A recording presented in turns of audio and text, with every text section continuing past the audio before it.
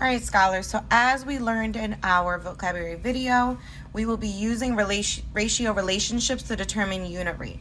So our objective today is to take a ratio relationship, turn it into a ratio to find the rate and to find the unit rate for that ratio. So I'm going to show you two examples using distance and money.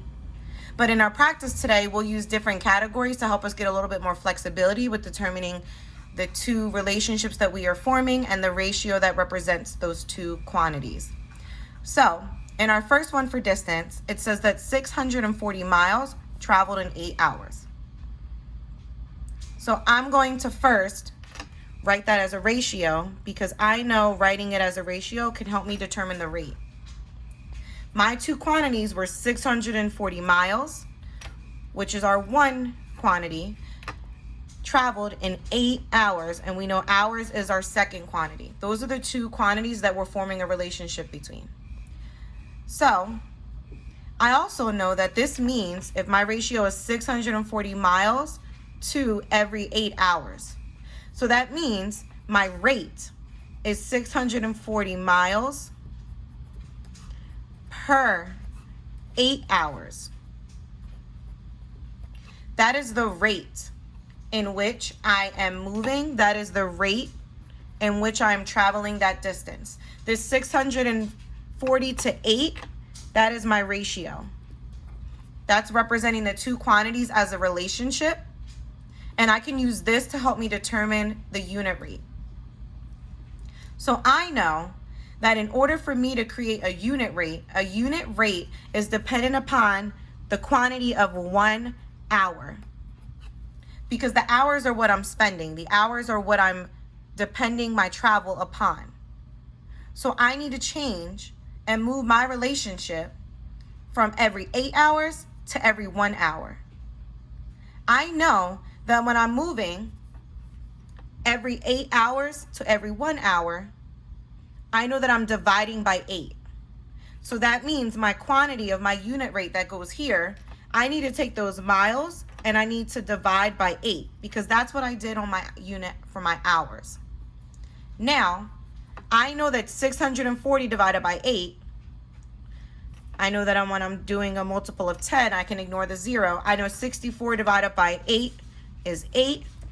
I need to put that 0 back. So that means my unit rate is 80 miles per hour. That is my unit rate because I found the relationship in the distance traveled to time for every 1 hour. So I need to use these same thinking steps when I'm trying to find the unit rate for money. Same thinking steps, just different quantities. So if I'm looking at the second one and I need to find the unit rate for this relationship, I know that my two quantities that I'm comparing or that I'm making a relationship between is my 12 pack of canned soda for $3. So I know my two quantities are the cans and the money. Now remember, I don't have 12 packs. I have a 12 pack. That means I have 1 pack of 12 cans.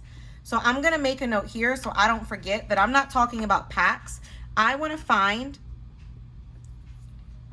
the unit rate of each can. So how much is it going to cost me to pay for each can if I have 12 cans that cost me $3? So I'm first going to start by writing my ratio.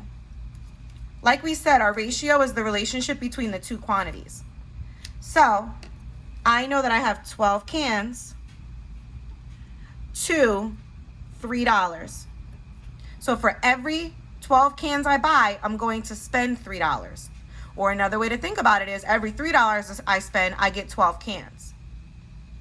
That means that I have 12 cans per $3 spent. I want to find the unit rate to that.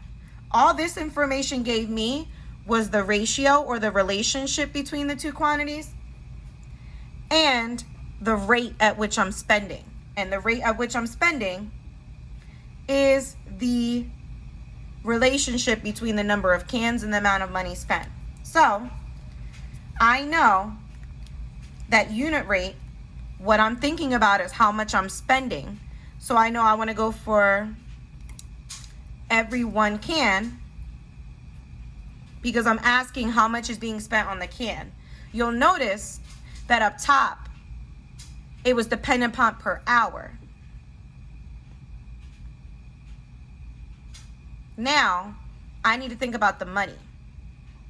So, I know that in order to find the cost of 1 can, I had to divide by 12. So, I want to take this $3. I want to divide that $3 by 12. So, I need to divide $3 by 12. 12 can't go into 3. Drop my decimal, add a 0. 12 goes into 32 times. Take away 24. 12 times 2 is 24. I have 6 left. 12 can't go into 6. I drop another 0. 12 goes into 60. 12, 24, 36, 48, 60. It goes in 5 times. 12 times 5 is 60. I have nothing left. That means my unit rate is 1 can cost me 25 cents. So my unit rate is 25 cents per can. So I can find my unit rate by finding the ratio, finding the rate at which time, money, or quantity is being spent, then find the unit rate by simplifying the unit at which I'm focusing on down to 1. In this case, I focused on hours, so I simplified my hours down to 1. Use that same factor to simplify the other quantity. My cans of soda, I wanted to find the rate per can. I simplified my cans down to 1. Use that same quantity to simplify that same factor to simplify my other quantity down to find the unit rate. I want you to think about those thinking steps. They'll be posted in the video. They'll be posted on Google Classroom. Use these same thinking steps in order to determine how to find the unit rate. So that means I need to be thinking about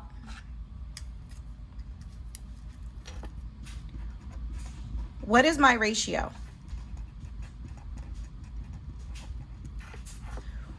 What is the rate?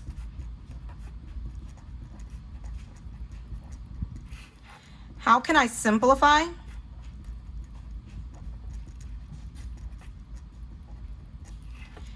To find the unit rate.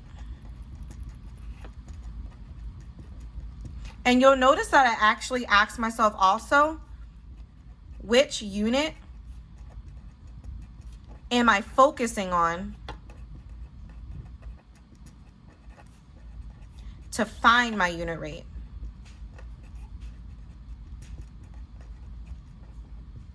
These same thinking steps are going to be posted on Google Classroom in this Nearpod, and I want you to make sure that you're thinking about the steps and the thinking it takes to discover the unit rate.